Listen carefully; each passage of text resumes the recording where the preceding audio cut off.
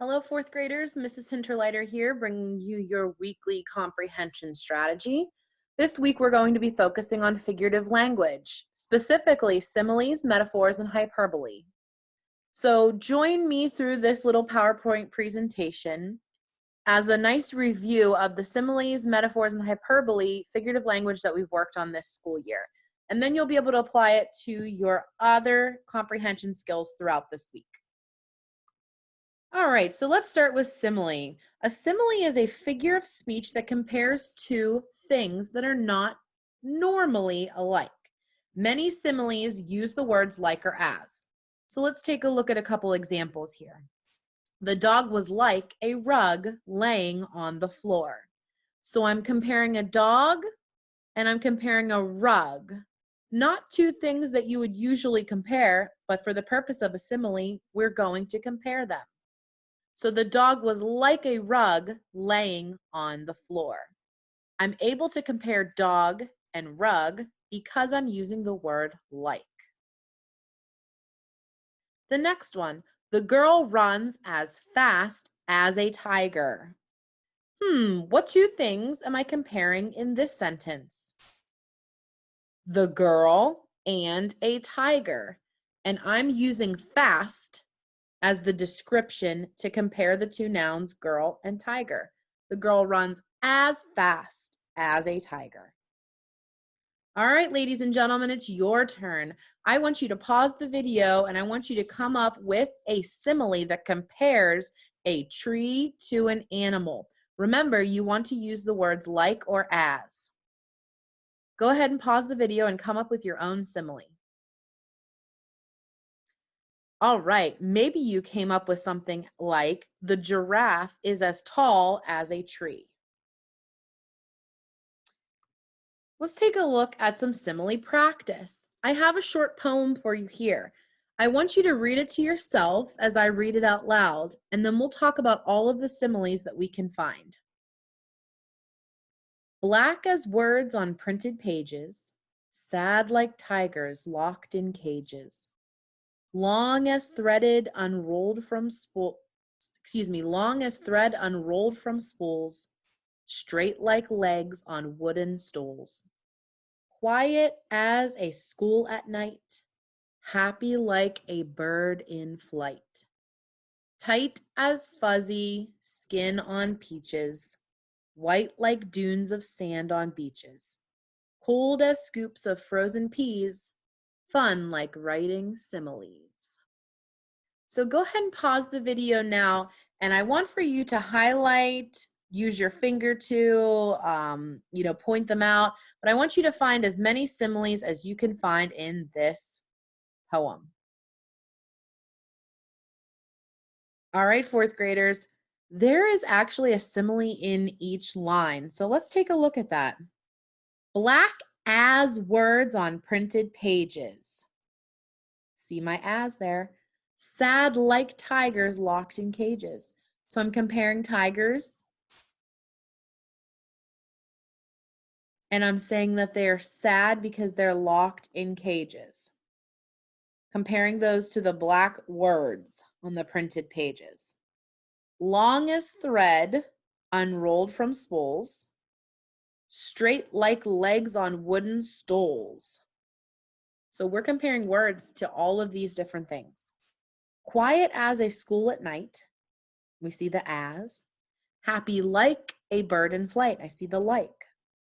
Again, we have as in the next line. Tight as fuzzy skin on peaches.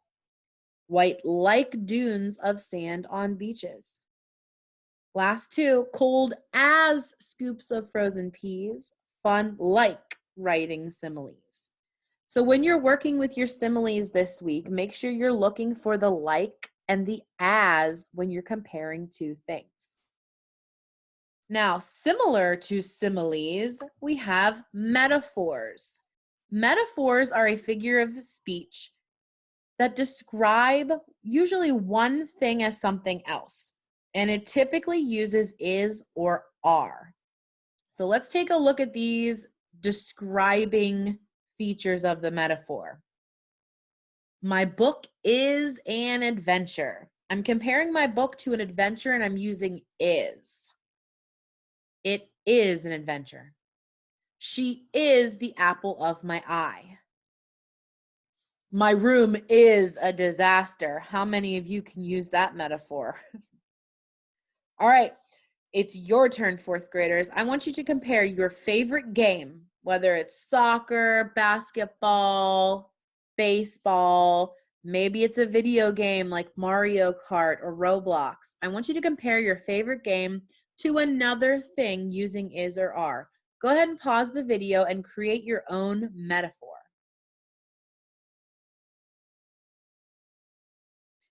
All right, awesome. I wish you guys were here so I could hear some of your fantastic metaphors. Make sure you're using is and are when you're talking about metaphors. Now let's look at some metaphor practice. My brother is a dragon. My mom's a teddy bear. I'm a shaggy sheepdog with a ton of tangled hair. My father is a monkey. He likes to make us laugh, especially my sister who is a tall giraffe. We are a busy family with many things to do.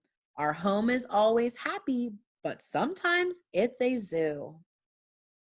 So if we look at this metaphor practice, this little poem, I want you to pause the video and try to find all of the metaphors that are in this poem.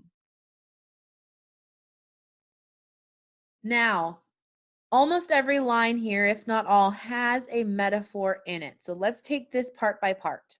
My brother is a dragon. There I have my brother being compared to a dragon using the word is. My mom's a teddy bear. Now I know we don't see the word is in that sentence, but mom, that apostrophe S there is saying my mom is a teddy bear. So even though we don't see the word is, we're still comparing mom to the teddy bear using that is, even though it's just an apostrophe S in that line. Third one, I am a shaggy sheepdog. So this character is comparing themselves to a shaggy sheepdog using the word am, and they have tons of tangled hair. Now, their father is a monkey. What do you think we're comparing in this sentence? Good, father and monkey, and I'm using the word is to make that metaphor. He likes to make us laugh, especially my sister, who is a tall giraffe. So in that sentence, we are comparing the sister to a tall giraffe using is. Next line, we are a busy family with many things to do. Our home is always happy, but sometimes it's a zoo. Good. In those last two lines there, we're using are to compare a busy family to a happy one, but also kind of a crazy one because they're comparing it also to a zoo. Great job with metaphors. Now, my favorite is the hyperbole. A hyperbole is an exaggerated phrase used in writing that is not meant to be taken literally. So let's look at these examples. I'm so hungry I could eat a cow. Now, I'm not really going to eat a cow. That would be way too much food for one person to eat, right? That's way too big. But I'm using this to show exactly how hungry I am. If someone says to you, I'm so hungry I could eat a cow, that means they're really super hungry.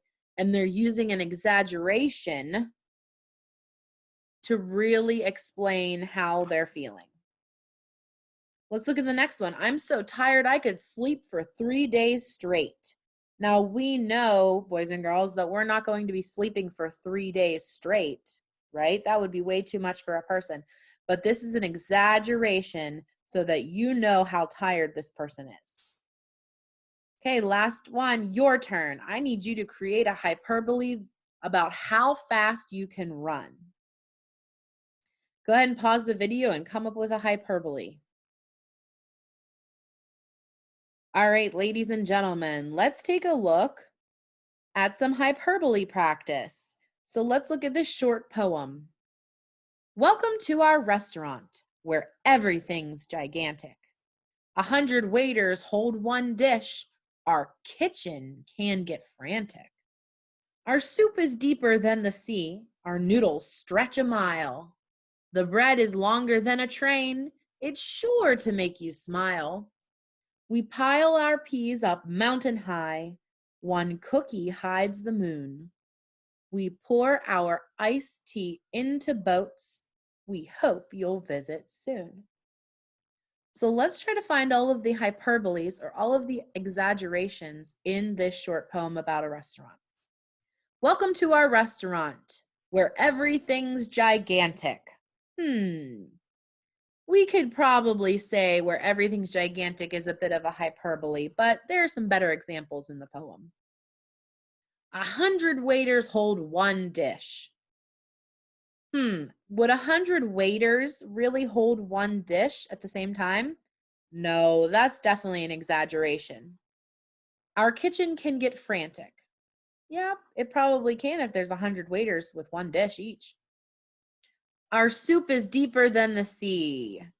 Now, can soup really be deeper than the sea? I don't think so. So they're using an exaggeration or a hyperbole here. Our noodles stretch a mile. Another exaggeration. The bread is longer than a train. It's sure to make you smile. Can you find the hyperbole in those two lines? Good. The bread is longer than a train. No way. There's no bread that's longer than a train. That's a great example of a hyperbole.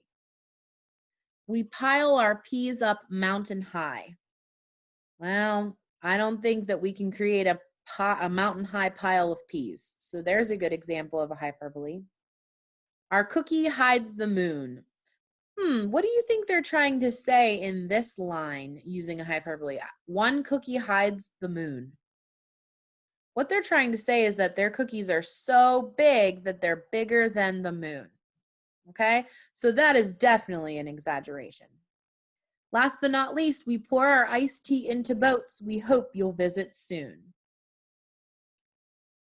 So in this last part here, we pour our iced tea into boats. Well, boats are pretty big. I don't think they have that much iced tea, so that's definitely a hyperbole. All right, ladies and gentlemen, now that we've gone over some similes, metaphors, and hyperbole, I'd like for you to go ahead and pause the video here, and using these 6 examples at the bottom, I'd like for you to sort them into their correct box. Go ahead and pause the video. Okay, welcome back. Hopefully you've had a couple minutes to sort these 6 examples into their correct box. We have, she is as hungry as a wolf. I must walk 100 miles. His heart is gold. Your eyes shine like the sun. You are a rock, and you have a million toys at your house. Go ahead and check your answers. So for simile, you should have had, she is as hungry as a wolf. I'm comparing she to a wolf, and I'm using as. The other one was your eyes shine like the sun. I'm comparing your eyes and the sun using like. For metaphor, we have his heart is gold. I'm comparing his heart to gold using is. And you are a rock. I'm comparing you and a rock using are. Last but not least, hyperbole. I must have walked 100 miles. We know that's an exaggeration. And you have a million toys at your house. Hopefully not. A million is a lot, so that's definitely an exaggeration. Well, thank you, ladies and gentlemen, for joining me this week for Figurative Language with similes, metaphors, and hyperbole. Have a fantastic week, and I will hear from you.